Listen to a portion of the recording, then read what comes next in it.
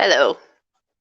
We're all just going to ignore my messy house in the background, guys, yeah? This is part of the deal. We're just ignoring the messy house in the background. It is, I don't know what time it is. What time is it? It is just coming up to 7:30. Things need to go in the car. Jilbo is set to arrive in an hour and a half, so that's enough time to put coffee in, I think. Yeah, so this is it. This is the beginning of it. There will be many streams that happen throughout the next 6 days. 6 days, is it? Yes, it is. 6 days. Today it's actually the longest drive today in terms of distance rather than time taken. It's just over a 200-mile jump down today to Bournemouth. Hello, sweetheart. You're up early. My son has arisen. I'm going to assume that's to double check I actually pack the car properly. Yeah, today is the first push down to Bournemouth in Wales. Ready for the first mountain day, which is tomorrow, which is Cadair Idris. Cadair Idris is the second highest peak we are doing this week as part of the Triple Gordon Challenge, if you're wondering what I'm blathering on about. Yeah, this is the week me and Jill do the Triple Gordon Challenge. Triple Gordon Challenge, just in case anyone hasn't caught up with posts recently. It's structured as a virtual challenge on the Sword Fitness website. Sword Fitness is putting together, or going to be putting together, a lot of different virtual challenges. Hi, Jill. A lot of different virtual challenges in the future. We've decided to go down that route with the business as well as just traditional training, because they're a really good way to motivate people. And the virtual challenges are all going to be dedicated to certain charities. This one is to help raise money for Checkham Lads or Testicular Cancer UK. It's charities both run by the same organisation. Philly Moggs, bless him, who runs it, who does a fantastic job, got awarded it. Found out he was getting an MBE yesterday, which is brilliant and very well deserved. Yeah, so this is a virtual challenge, so people can literally sign up on the website and do it virtually. You just have to cover the equivalent distance and equivalent climb, if you like, or ascension over any 3 days in a 30-day period. Jill and I decided we're going to do the actual challenge in real life in 6 days. So yeah, a few people were like, you could do it in 3 days. And I'm like, no. We're going on a road trip. There will be side quests because it's me and Jill. So definitely 6 days is the way to go. So yeah, today I'm heading down to Wales. We're staying in Bournemouth. Bournemouth. On the coast, and then driving in to tomorrow. Remember the spare. We don't have spare tyres, Ewan, unfortunately. I'm not sure Pete will come and rescue her from Wales. Although knowing Pete, if we asked him, he probably would. But I still have roadside recovery. It's all fine. Jen checked all my tyre pressures yesterday. We're all good. Yeah, so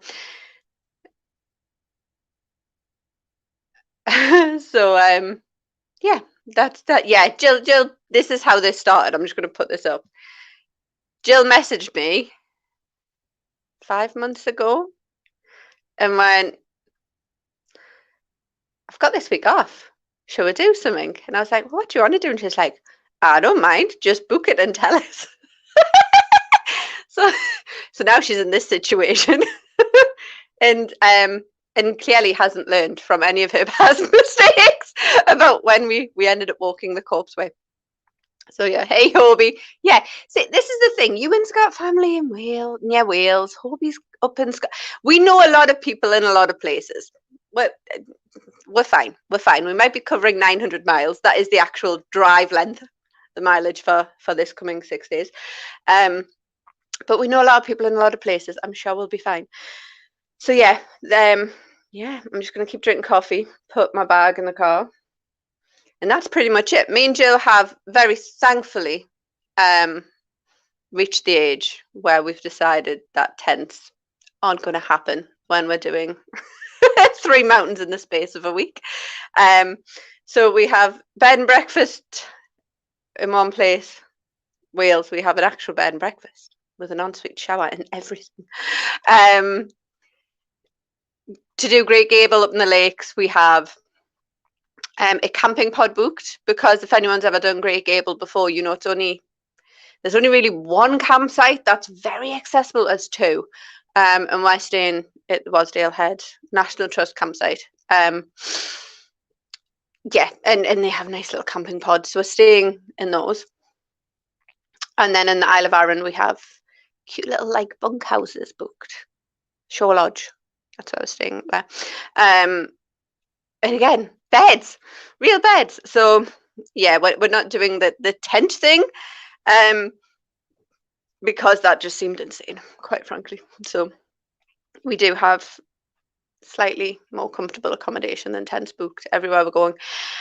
Yeah, so the structure of the trip is very much travel day, mountain day, travel day, mountain day, travel day, mountain day, travel day. And being the road trip savant that I am, all of the drives are around 200 miles. Today is technically the longest in terms of distance. The trip from Wasdale Head up to the Isle of Arran is the longest in length, in terms of time taken, but that's because there is a ferry crossing in the middle of it. Yeah, so that is the plan. We've all thank you to everyone who's donated. If you search Lily and Jill, do the Triple Gordon, or if you look on my profile actually on Facebook, there's links to a fundraiser there to donate to. We were really doing this to try and encourage people to do the virtual challenge and get sponsors themselves, rather than driving hard on the fundraising, because the kind of the feeling was the more people we can get doing the virtual challenge, the bigger the reach, the more people putting it out there, the more money we'll pull in for Testicular Cancer UK. But we did put up a fundraiser, and we were like, oh, 150 quid, that would be brilliant. And we hit that yesterday before we've even set foot on the first mountain, and started spamming everybody's social media with vast amounts of videos. Of the future videos will be prettier than my living room, than my messy living room. They will be from pretty locations, possibly hotel rooms. We have said when we get to Barmouth, we're going for a paddle tonight, because we are right on the beach. The issue I haven't factored in for with this though is stopping Jill from collecting pretty rocks, because if anyone stayed in that area of Wales, you will know there is gorgeous white quartz everywhere. And I'm just my car coming back like a quarry of white quartz. I say that I'm as bad, but yeah. So that's today. I'm going to drink a lot of coffee. I'm going to pack the car, and I'm going to wait for Jill to arrive. We're going to head to Wales. I haven't been to Wales for the last time I was in Wales, I was actually we went for a family holiday, which turned into a mountaineering holiday because Gordon was there, so of course it did. And that was the last time I was in Wales, was when I actually did this mountain. So yeah, Jill, there's a lot of pretty rocks in Wales. So yeah, that was the last time I was in Wales. I did this mountain with Gordon and the kids. I say mountain. We did the actual virtual challenge is a up to the summit and then a back down. When I did it with Gordon, we did the full horseshoe, which is about the same length as the route we're taking. However, the down bit is the way Gordon took was it was interesting. Jill's already had to suffer one interesting climb down on a mountain with me when we ended up having to come down a crag to get off a hill to beat bad weather in. I'm not I'm not going to pull her down the side of a mountain that actually moves every time you step on it. So no, we're going up and down the easy route. And yeah, this is this is probably one of the, it's, see, I haven't been up Goatfell before. I've been up the other two. Carat Idris is stunningly beautiful. It's absolutely gorgeous. But the trek up is not massively for the faint-hearted. Not because it's particularly scary or anything like that, but it's the big blocky steps, and the first part of the climb up is in forest, so you can't really see like how high up you're getting, and then you get to the part, there's a beautiful Tarn lake in the middle of Carat Idris, and kind of as you come up to that level, you come out of the forest and you're like, oh, we're quite a way up here.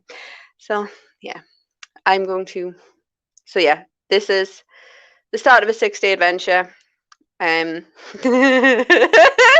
Hopefully we will raise much money for Testicular Cancer UK. We've already raised quite a bit. If you do decide you want to join in virtually, Sword Fitness website, swordfitness.co.uk.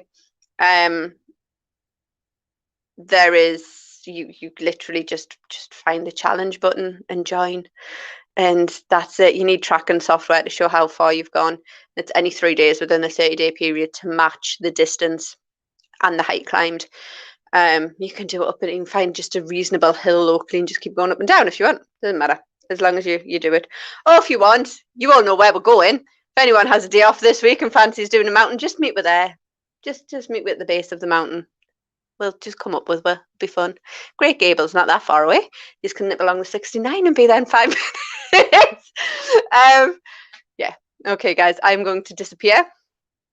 No doubt you will receive an update probably around midday when Jill and I get distracted by something shiny and stop. I'm gonna have a look at the route, and we may slight detour to Lake Bala and go and see the source of all inspiration and where the Arwen was born, because side quests, that's what road trips are about, right? I will see you later, guys. Jill, I will see you in about an hour. Coffee.